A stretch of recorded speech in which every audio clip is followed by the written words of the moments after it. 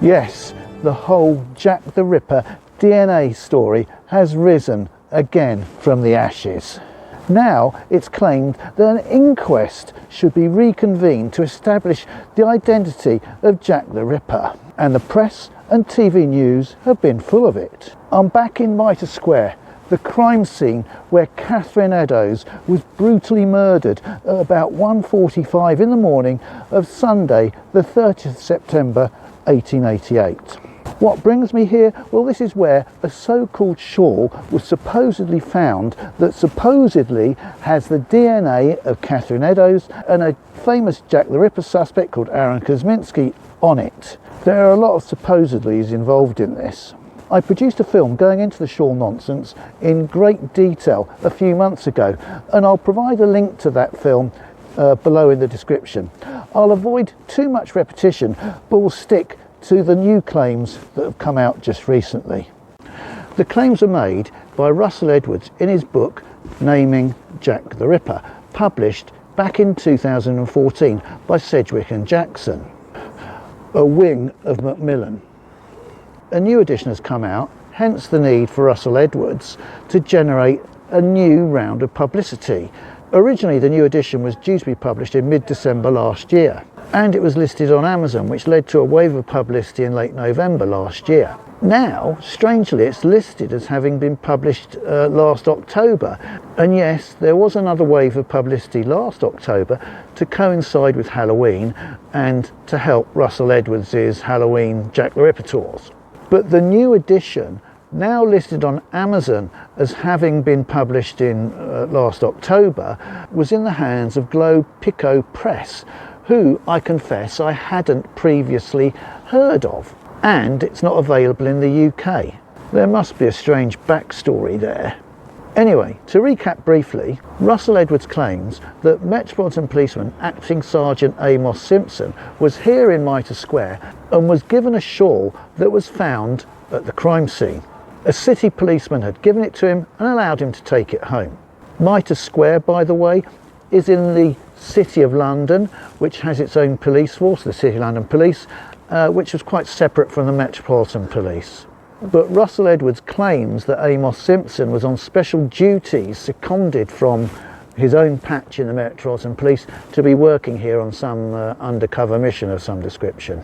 Simpson took the shawl home. Actually, it was probably some sort of table runner, which is a long length of material, ornate material that goes down the centre of a dining table to make it look more pretty. And he gave it to his wife, and when he died, it passed to his sister and to her family in succession, instead of, for some reason, going to his family in succession. It ended up in the possession of one of his great, I may have put an extra great in there, but you get the picture, his nephew, who lived in Clacton by that time and was an antiques dealer who specialised in artistic works, prints, that sort of material, which is a bit sus, isn't it?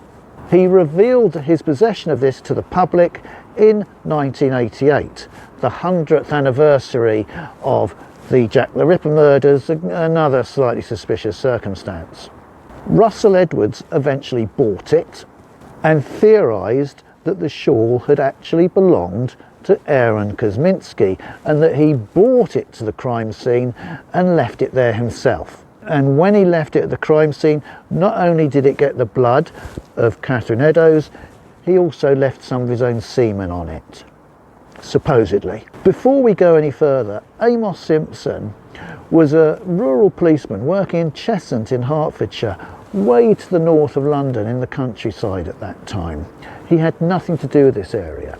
There's no evidence that he was anywhere near Mitre Square, and if he'd been seconded out of his own district to work here, it would have featured in a thing called police orders, which was a daily internal notice that went round to all police stations detailing things like secondments, but there's nothing whatsoever about Amos Simpson being seconded anywhere. By the way, because this is Mitre Square, you're going to see tour groups coming past behind me, probably all through this.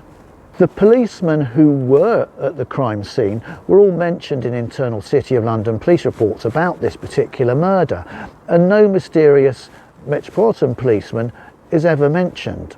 And furthermore, it's ludicrous to suggest that a city policeman would take it on himself to give a vital piece of evidence, part of the clothing that they would have assumed was belonging to Catherine Eddowes, to a wandering, mysterious Metropolitan policeman. And it's a ludicrous thing to suggest that could have happened, even in those days. In short, the backstory lacks any credibility. The shawl has zero, and I mean zero, provenance. Undeterred, Russell Edwards took the shawl to Liverpool John Moores University to see if any DNA could be extracted from those stains. Some could, via a novel method pioneered by a researcher there called Jari Louhelainen. And it was claimed that the DNA that he extracted and tested was a close match to that of a relative of Catherine Eddowes from the blood, and to a relative of Kosminski from the supposed semen stain. Russell Edwards, this is back in 2014, then published his book to a fanfare of worldwide publicity with his claim that he had solved the Jack the Ripper case. But part and parcel of that claim, and the scientific claim, was that the shawl's provenance was exemplary. But as we've just discussed, and I go into it in much greater detail in the other film, the shawl's provenance is absolutely appalling. And furthermore, the scientific basis for the claim, the DNA match that was claimed by Jari, was also shown to be flawed by some work done by some ripperologists, which was backed up by scientists who looked at the claims and found them to be deeply flawed. There things rested until 2019, when Jari published scientific paper which set out his claims for peer review. But when Jari's paper was reviewed by his peers in the scientific community, it failed to pass muster, and in August 2024, rather humiliatingly, an expression of concern was raised over that paper. I'll provide a link to that whole documentation in the description below. This is the key finding of that peer review. During the investigation, the publisher and editor-in-chief made every effort to obtain from the authors the original raw data from the mDNA analysis. However, the authors stated that the data were no longer available due to instrument data failure and other complications. Through further investigation, it was concluded that because it was not possible to examine the original data, no determination could be made regarding the third-party complaints. The journal is issuing this expression of concern because the concerns regarding the data and the results presented cannot be resolved. In other words, no conclusion could be drawn from Jari's paper, as he couldn't prove his results, as he claimed he had lost them. In my previous video, I described this as the scientific equivalent of "the dog has eaten my homework." Jari had absolutely nothing to back up his claims. Given that the whole basis that the case had been solved was founded on this scientific information, it's just completely worthless from beginning to end. The fact that the mainstream media is still reporting that Russell Edwards has solved the case in the face of this information that's freely available online is nothing short of astounding. As I said, I go into much greater detail about all of this in my previous film, link in the description below. The latest round of publicity to be generated by Russell Edwards, and let's face it, he's a one-man publicity generating machine, which I find, slightly admirable about him, to be honest. Anyway, it's related to his claim that there should be a new inquest into the death of Catherine Eddowes in order to give closure on the basis of his belief that he's solved the case. He's managed to bamboozle the descendant of Catherine Eddowes, Karen Miller, who appeared on a recent ITV News report. I can't imagine what it was like walking those streets at 1:45 in the morning. It must have been really scary. The evidence we've got now that's been pulled together, I just think, if that evidence was around then, he would have been convicted. Russell Edwards, and I have to say, in this appearance, he looked a little bit sinister, appeared on that same TV news item on ITV, showing off the shawl in Mitre Square. The report accepted without question that the DNA match was good and accepted that Kosminski was a barber, even though he hadn't attempted any work, according to medical reports at the time, for years, probably as far back as 1885. And they also used an AI-generated image of Kosminski, that's a total work of fiction, as if it was a true likeness of him. Dr. Tim Sampson, a barrister, was also persuaded to give some form of credibility to the claim that a new inquest would be useful. Will this legal proceeding finally, once and for all, name Jack the Ripper? Well, it essentially will, but we cannot say, yes, there will be a verdict that says this man was the killer, because the coroner cannot do that. But the way the judgment can be created would leave little room for doubt. And that's as good as you can get now. Obviously, you cannot try the man himself. He's been dead for 120 years. Tim Barrow's area of legal expertise is in construction and building disputes. Sir Michael Ellis, who was then the Attorney General, a few years ago had refused permission for a new inquest, saying there was not sufficient evidence to justify it. Dr. Tim Sampson responded that this set a terrible precedent in relation to requests to reopen inquests involving the violent deaths of women, and gives the impression that such matters are better brushed under the carpet or simply left to sensationalist reporting rather than being exposed to dispassionate judicial scrutiny. Sampson has written to the current Attorney General, Richard Herner, arguing that there is new evidence to consider, which, had it been available at the time, would have been justifiable for the coroner to charge and then seek to have Aaron Kosminski prosecuted for both the murder of Catherine Eddowes and the other 4 victims. If permission were granted, the case would go to a High Court judge for consideration. East London coroner Nadia Persaud also got in on the act and signalled that she would be prepared to preside over an inquest if directed to do so. She wrote to Russell Edwards' solicitor saying, "I would not oppose your application. It appears to me that a fresh inquest would be unlikely to reach any different outcome, the only new factor being the suggestion that the perpetrator might now be identified." It's claimed by the media in connection with these stories that the police suspected Kosminski at the time, when it's clear from the evidence that he wasn't suspected until after 1891. After he'd been incarcerated in an insane asylum. Kosminski's relatives had previously wished to remain anonymous, but Russell Edwards has managed to bamboozle one, Amanda Poulos, to support his call for a new inquest, saying, "Are more than happy to finally establish what really happened." It's pretty obvious that the allure of publicity is attracting people to this proposed inquest like iron filings to the magnet. But ultimately, it's based on the science, and the science is non-existent. Yes, there's much more to come in this episode. Please subscribe, share, like, and comment below. What do you think about all this?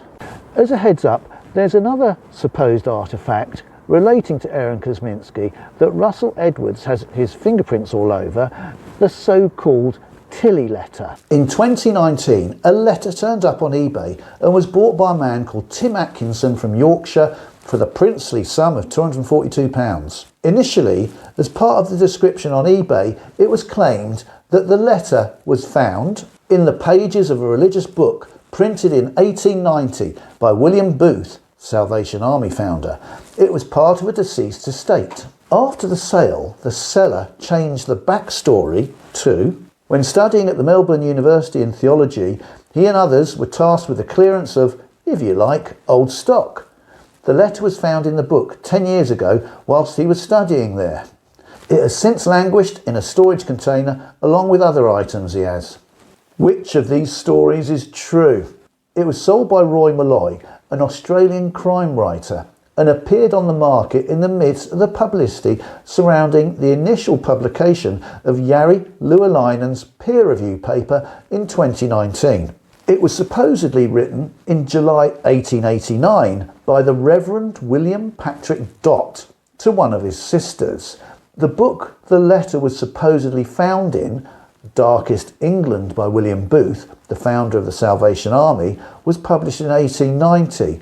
It's slightly odd that a letter written in 1889 was inserted in a book published in 1890. You'd expect it to be the other way round. How it supposedly got to Australia is anybody's guess. Basic biographical details of the Reverend Dot first appeared online in 2019 as well. He was brought up in the East End in Stepney Green, which was a comparatively well-to-do neighbourhood then. And yes, the letter has resurfaced again now to coincide with the push for the inquest to name Kosminski as the man responsible for the Jack the Ripper murders. Although written to his sister, the letter is signed Dot. It might be thought strange that someone would write to their sister and sign the letter with their surname. Dot was well educated, yet on the first line of the letter, the word received is spelt incorrectly. As we can see, I before E, except after C. The letter was written on a page that seems to have been torn out of an exercise book on lined paper. It seems unlikely that a budding vicar would write to his sister on a scrap of paper rather than on proper writing paper. It's common for forgeries to use paper from the correct period, but not paper used for the purpose to which it was designed. The paper is also extremely brittle and has the appearance of having been baked. And now the crux of the matter. The letter made various accusations about a man called Kosminski. The pertinent passage reads, "She shares no exceptional news of late other than she took a stab from the Jew Kosminski Wednesday week past. On walking alongside the fruit barrow, poor Mary took such a fright when the lunatic ran at her with those ghastly scissors, yelling in his devil tongue. Mary ran all the way back.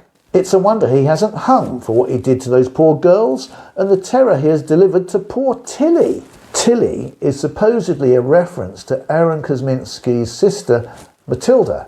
That's why it's known as the Tilly letter. When Kosminski was committed to a lunatic asylum, his medical notes recorded, "He took up a knife and threatened the life of his sister." There are rather obvious parallels with what was written in the Tilly letter. It fits rather too nicely, although unfortunately the letter was supposedly written in 1889, whereas the incident in the medical notes seems to have happened in 1891.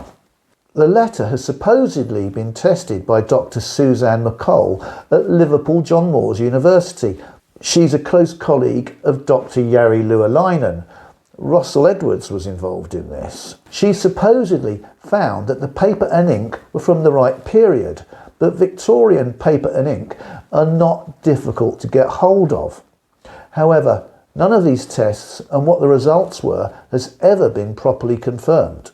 A large quantity of Dot's writing exists in various notebooks and journals, and it bears no resemblance to the writing in the letter.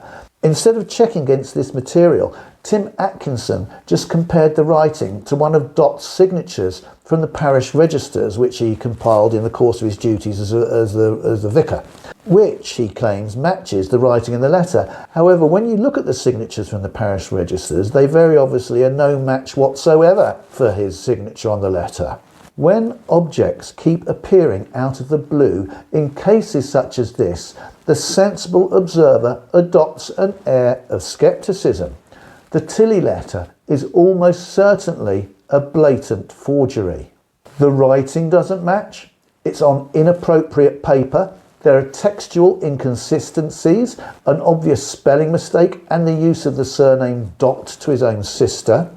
It too conveniently mentions one of the few known incidents in Aaron Kosminski's life, and as with the shawl, the provenance is terrible, with two different backstories provided. And of course, conveniently, it appeared in the midst of the publicity about Kosminski in 2019. Any scientific verification would have to be of the very, very highest order, and that is lacking as well. What a surprise! Like the DNA, the Tilly letter is another attempt to sell a pig in a poke to promote the Kosminski theory, and it will probably be used to reinforce calls for a new inquest. Will this inquest take place? Who knows? As we have seen, there are plenty of attention seekers mesmerised by the idea of being associated with solving the Jack the Ripper case, which is probably the world's greatest true crime mystery.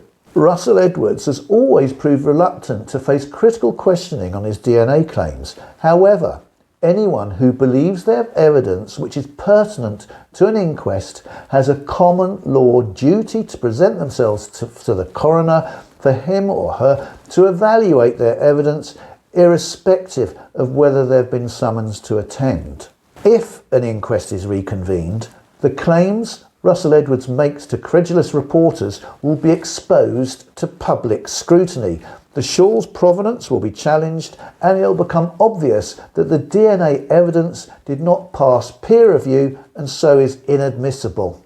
Is Russell Edwards really going to put himself through that? Has he taken this into consideration? I think he probably has, and he knows that this case is unlikely to proceed to court, and all he's doing is just milking some cheap publicity. Time will tell. I've also previously done a film debunking the whole Kosminski theory, which again I'll put in a link in the description below.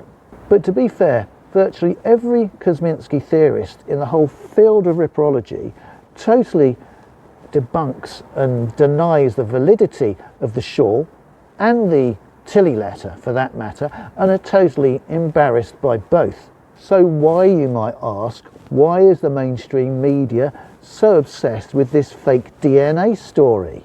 Why haven't they interviewed one of these other Kosminski theorists who would tell them that it's a load of nonsense? Or anyone else in the field for that matter who would also tell them that it's a pile of nonsense? Why aren't they looking for the other side of argument? Aren't journalists supposedly trained to do that? Why are they so enthusiastically peddling that one side of the story? Are these journalists, reporters, investigative reporters, aren't they capable of finding out that the whole basis for the DNA link has been effectively rubbished by the scientific community?